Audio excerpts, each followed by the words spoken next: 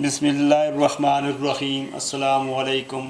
आज हम एक्सरसाइज 7.6 का क्वेश्चन नंबर 7 सॉल्व करेंगे। तो सबसे पहले हम क्वेश्चन नंबर 7 में देखेंगे कि क्वेश्चन नंबर 7 में क्या चीज़ मालूम करने का कहा जा रहा है और कौन सी चीज़ें हमारे पास गिवन हैं। क्वेश्चन को अच्छे तरीके से पढ़ना है और समझने के बाद ही इस क्वेश्चन को सॉल्व करना है। क्वेश्चन नंबर 7 हमारे पास है the angle of elevation of the top of a cliff is 30 degree. यानी इस क्वेश्चन में कहता है कि हमारे पास एंगल ऑफ एलिवेशन जो है वो क्लिफ के टॉप पर है और वो 30 डिग्री का है।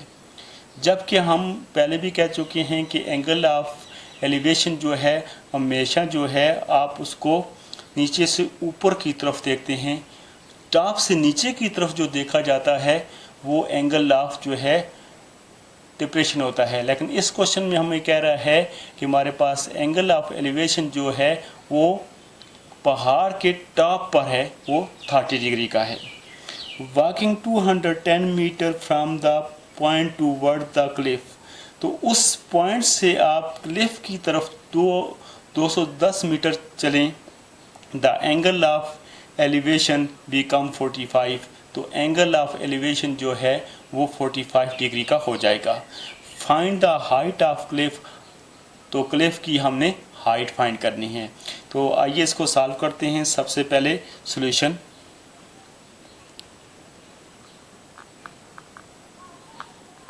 क्वेश्चन को सॉल्व करने के लिए सबसे पहले हम डायग्राम बनाएंगे। तो आइए सबसे पहले हम डायग्राम जो है इसकी शो करते हैं।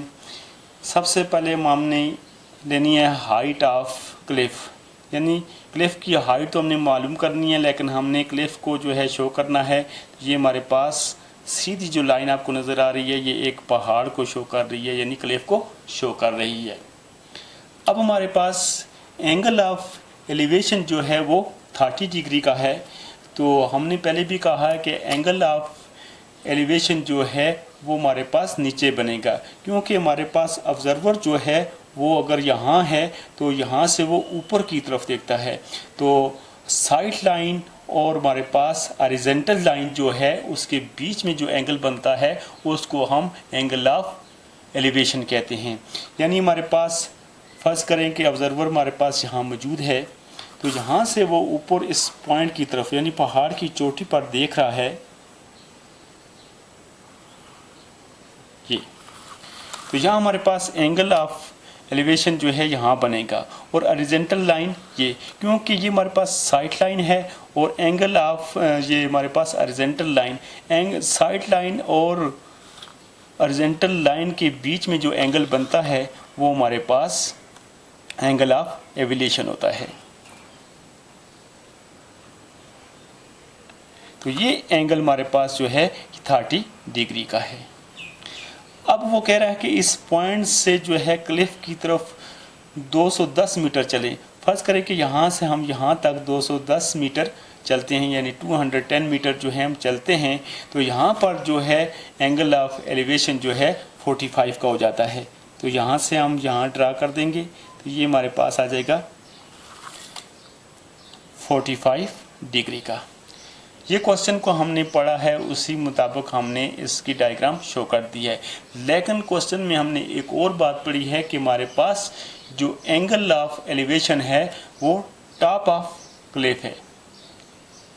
तो उसके लिए हम क्या करेंगे, हम क्वेश्चन नंबर 5 या 4 की तरह जिस तरह हमने वहाँ पर रेक्टेंगल शो की थी, यहाँ भी हम कोशिश करेंगे रेक्टेंगल शो करने की, क्योंकि ये हमारे पास ये जो साइड है, अगर हम यहाँ रेक्टेंगल शो करेंगे तो ऊपर वाली साइड और नीचे वाली साइड आपस में इक्वल होंगी, क्योंकि रेक्टेंगल की अपोजिट साइडें जो हैं आपस में इक्वल होती हैं।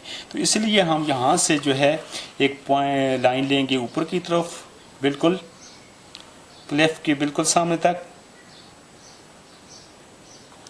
और यहाँ से हम इसको इससे ज्वाइन कर देंगे।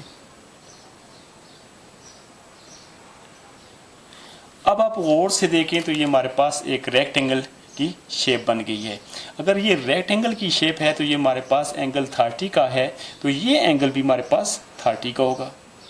क्यों कि कि ये हमारे पास दोनों पैरेलल लाइंस हैं और पैरेलल लाइंस के ये अल्टरनेट एंगल हैं। तो अल्टरनेट एंगल हमेशा आपस में बराबर होते हैं। तो अब हम क्या करेंगे, साथ इन पॉइंटों के जो हमारे पास पॉइंट्स हैं, इन पॉइंट्स के हम नाम भी लिख देते हैं कि कौन कौन से हैं, ताकि हमारा काम हमारे लिए आसान हो जाए। तो ये पॉइंट हमारे पास ए, बी, सी, डी और ये हमारे पास ई। अब जो चीज़ें हमारे पास ऑलरेडी मौजूद हैं उनको हम क्वेश्चन में शो करेंगे कि क्या क्या चीज़ हमारे पास मौजूद है और क्या हमने फाइंड करना है। तो ये हमारे पास सबसे पहले height of Cliff,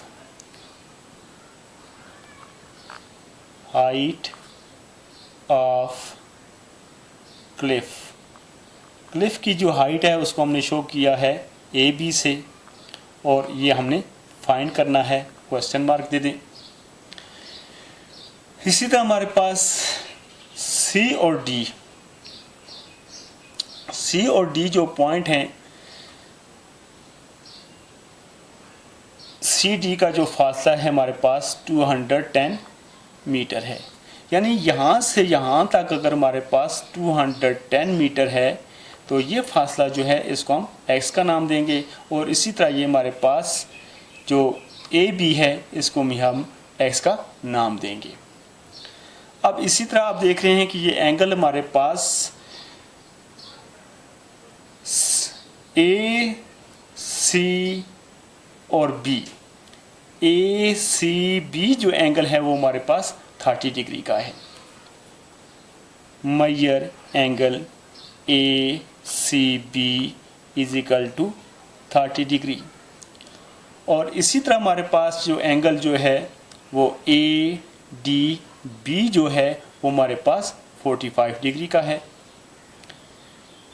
major angle A D B is equal to 45 degree. अब हम देख रहे हैं कि ये हमारे पास दोनों एंगल जो हैं, ये एंगल हमारे पास 30 डिग्री का है, ये एंगल हमारे पास जो है वो 45 डिग्री का है। और इसी तरह हम देखें तो ये हमारे पास जो एंगल जो है ए सी बी एंगल और इसी तरह हमारे पास दूसरा एंगल जो है वो है सी बी ई। ये दोनों एंगल आपस में बराबर हैं क्योंकि ये भी 30 का है, ये भी 30 का है। तो हम ये भी इसको शो कर देते हैं कि major angle A C B, A C B equal है major angle C B E के, सी बी ए के। तो ये दोनों एंगल आपस में क्या हैं, इक्वल हैं। तो इस तरह हम ये भी कह सकते हैं कि इनकी, क्योंकि ये रेक्टेंगल शेप है तो इस तरह ये अपोजिट साइड्स भी आपस में बराबर हैं। तो हम ये इस तरह लिख सकते हैं कि ए बी जो साइड है वो इक्वल है सी ई के, यानी ए बी साइड जो है वो सी ई के इक्वल है। और इस तरह ये हमारे पास लेट ए डी जो साइड है वो इक्वल है एक्स के, वो हमने पहले ही शो कर दिया था कि ए डी जो है हमारे पास किसके इक्वल है, एक्स के। और इसी तरह हमारे पास ये बी ई जो है, मेजर बी ई साइड जो है ये इक्वल है हमारे पास, अगर इन दोनों को प्लस किया जाए यानी major C D plus major D A, इन दोनों को प्लस किया जाए तो एक सी ए लाइन बन जाती है जो कि ई बी या बी ई के आपस में बराबर है। यानी हम इसको इस तरह लिख सकते हैं कि ये हमारे पास बी ई जो है इन दोनों को प्लस किया जाए तो उसके बराबर ये आती है। इस तरह हम ये भी कह सकते हैं जैसे कि ये हमारे पास जो लाइन है मेजर ए सी जो है वो हमारे पास किसके इक्वल है, 210 प्लस एक्स के, और ए सी जो है बी ई के बराबर है। तो लिहाजा हम ये भी कह सकते हैं कि बी ई जो है ये भी 210 प्लस एक्स के इक्वल है। यानी अगर आप डायग्राम से समझ लें तो बहुत ही आसान होता है कि ये साइड जो है सी ए जो साइड है वो बी ई के बराबर है, और सी ए को देखा जाए तो ये हमारे पास किसके इक्वल है 210 प्लस एक्स के। अगर ये सी ए जो है 210 प्लस एक्स के इक्वल है तो इसका मतलब ये है ये भी 210 प्लस एक्स के इक्वल है। अगर ये हमने फाइंड करना है तो इसको हमने एक्स से ज़ाहिर किया है तो इसका मतलब ये है ये भी हमारे पास एक्स है। तो आइए अब हम काम को सॉल्व करने की तरफ जाते हैं कि ये हमारे पास हमने जो भी चीज़ें जो हमारे पास सामने नज़र आ रही थी वो हमने लिख ली हैं। अब हम जाते हैं काम को साबित करने के लिए। तो सबसे पहले हम जाएंगे अपनी ट्राइंगल BEC की तरफ, यानी ये हमारे पास ट्राइंगल है BEC की तरफ। तो सबसे पहले हम यहाँ लिखेंगे फ्रॉम ट्राइंगल BEC। तो अब अगर गौर से ट्राइंगल को देखें तो हमने कहा कि ये हमारे पास जो साइड है ये इसके इक्वल है और ये साइड जो है इसके इक्वल है। अगर इस साइड को देखा जाए तो ये हमारे पास अपोजिट साइड है, और ये साइड देखी जाए तो ये हमारे पास बेस है। यानी यहाँ हमारे पास ये 90 का एंगल है और ये हमारे पास साइड जो है अपोजिट साइड है। क्यों अपोजिट साइड है कि हाइट ऑफ क्लिफ के इक्वल है ये। तो यहाँ ये भी अपोजिट साइड है और ये बेस है। इस तरह यहाँ हमारे पास ये अपोजिट साइड है और ये बेस है। अगर ये अपोजिट साइड है और ये बेस है तो थीटा हमारे पास जो है ये 30 डिग्री है। 30 डिग्री यानी थीटा के बिल्कुल अपोजिट साइड में जो है वो परपेंडिकुलर साइड होती है, यानी अपोजिट साइड होती है। तो इसको हम जब लेंगे थीटा यानी टेंजेंट 30 डिग्री लेंगे, टेंजेंट 30 डिग्री, टेंजेंट हमारे पास इक्वल होता है अपोजिट साइड। अपोजिट साइड हमारे पास है CE डिवाइडेड बाय PE। तो हमने लिख दिया कि टेंजेंट 30 डिग्री जो है CE डिवाइडेड बाय BE के इक्वल है। अब यहाँ हम इनकी वैल्यू को पुट करेंगे। टेंजेंट 30 डिग्री को हम अगर टेबल में देखें तो इसकी वैल्यू हमारे पास है 1 divided by √3 is equal to CF की वैल्यू हमारे पास नहीं है तो CF को हम उसी तरह लिखेंगे, CE को हम उसी तरह लिखेंगे। और BE जो है हमें पता है कि हमने लिखा है कि BE, और BE जो है हम पहले शो कर चुके हैं कि BE किसके बराबर है 210 प्लस एक्स के। तो BE की जगह हम लिखेंगे 210 प्लस एक्स और इसको इक्वेशन 2 का नाम दे दें। अब इसी तरह हम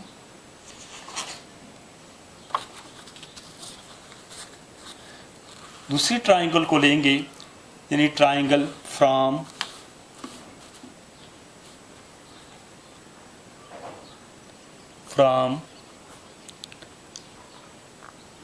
राइट एंगल ट्राइंगल BAD। यानी अब हम इस ट्राइंगल को देखेंगे BAD। जैसे कि हमने ये कहा कि ये 90 का एंगल है और ये हमारे पास थीटा है। थीटा के जो अपोजिट साइड जो होती है वो हमारे पास परपेंडिकुलर साइड होती है, या इसको अपोजिट साइड भी कहते हैं। और ये हमारे पास जो है बेस है। ये पूरी लाइन को हम बेस में लेंगे, यानी CA या AC को हम पूरी लाइन को बेस में कहेंगे। और अभी हम जो ट्राइंगल देख रहे हैं वो हमारे पास है BAD। तो बेस हमारे पास AD होगा और हमारे पास अपोजिट साइड जो है वो AB है। तो अब इस ट्राइंगल को सामने रख के हम क्वेश्चन को करेंगे। तो यहाँ हमारे पास थीटा जो है 45 का है, तो टेंजेंट 45 को लेंगे, टेंजेंट 45 डिग्री। तो यहाँ भी हमारे पास जो है टेंजेंट जो है opposite side divided by base. तो अपोजिट साइड हमारे पास है AB और बेस हमारे पास है AD। अगर टेंजेंट 45 को अगर हम टेबल में देखें तो ये 1 के इक्वल है, और यहाँ पर हमने AB जो है इसको फाइंड करना है। AB इसको हमने फाइंड करना है, और ए डी जो है इसकी वैल्यू को हमने लिखा था x। अगर आपको याद हो वैसे में देखें तो ए डी की ये साइड को हमने वैल्यू दी है x की, तो ए बी हमने फाइंड करना है। ये x जो है ए बी के नीचे डिवाइड हो रहा है, x को उठाकर हम इक्वल के इस तरफ ले आएँ तो x इस तरफ आकर मल्टीप्लाई होगा, यानी x 1 से मल्टीप्लाई होगा, तो ये हमारे पास आ जाएगा x is equal to measure A B. अब हम देख रहे हैं कि ए बी जो है x के इक्वल है, यानी हम इसको इस तरह लिख सकते हैं कि measure A B is equal to x। जैसा कि हमें पहले भी पता है कि हम पहले कह चुके हैं कि ए बी लाइन जो है वो सी एफ के बराबर है, क्योंकि ये एक रेक्टेंगल की अपोजिट साइड है। अगर ए बी जो है ये एक्स के इक्वल है, इसका मतलब ये सी ई बी जो है ये एक्स के इक्वल है। तो इस तरह हम इसको शो करेंगे कि मेजर ए बी जो है इक्वल है मेजर सी एफ के, सी ई के सॉरी, और इसी तरह देन और सी ई जो है ये इक्वल है किसके, एक्स के। तो अब इसको सी ई की वैल्यू को हम इक्वेशन जिसको हमने 2 का नाम दिया था इक्वेशन 2 में पुट करेंगे। ये देखिए हमने इसको इक्वेशन 2 का नाम दिया था, सी ई की वैल्यू जहाँ इक्वेशन 2 में पुट करेंगे तो यहाँ हम साथ दर्ज भी कर देते हैं, पुट इन इक्वेशन 2। तो इक्वेशन 2 को पहले हम लिख देते हैं, दर्ज कर लेते हैं। 1 divided by √3 is equal to measure C F divided by 210 plus x. तो सी ई की जगह आप इसकी वैल्यू को पुट करेंगे। सी ई की वैल्यू जो हमारे पास है एक्स है, तो अब हमारे पास ये कुछ इस तरह आ जाएगा 1 डिवाइडेड बाय √3। सी ई की वैल्यू जो है हमारे पास है x divided by 210 plus x. अब हम देख रहे हैं कि ये दोनों फ्रैक्शंस जो हैं, दोनों फ्रैक्शनों के दरमियान यानी मिड में इक्वल का साइन है, तो यहाँ हम क्रॉस मल्टीप्लाई यूज़ करेंगे। 210 प्लस एक्स जो है 1 से मल्टीप्लाई होगा, तो इस तरफ आ जाएगा 210 प्लस एक्स, और इसी तरह √3 जो है एक्स से मल्टीप्लाई होगा, तो ये हमारे पास कुछ इस तरह आ जाएगा √3 एक्स। अब हम देख रहे हैं कि ये हमारे पास 210 प्लस एक्स है, तो ये रकम भी हमारे पास एक्स की है, ये भी, तो प्लस एक्स को उठाकर हम उस तरफ ले जाएं तो ये हमारे पास कुछ इस तरह आ जाएगा 210 is equal to √3 x minus x.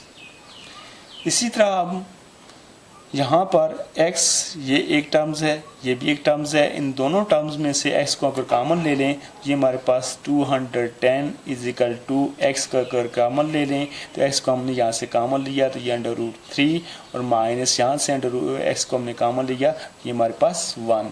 तो इस तरह ये हमारे पास जो है वैल्यू जो है हासिल होती है। अगर इसको हम इस तरह भी कहें कि x की वैल्यू फाइंड करनी है, क्योंकि हमने हाइट ऑफ क्लिफ को जो है x की को रखा था, x की को रखा था, ए बी की जो हाइट फाइंड करनी थी उसको हमने x की रखा था, x की वैल्यू फाइंड करनी है, तो ये हमारे पास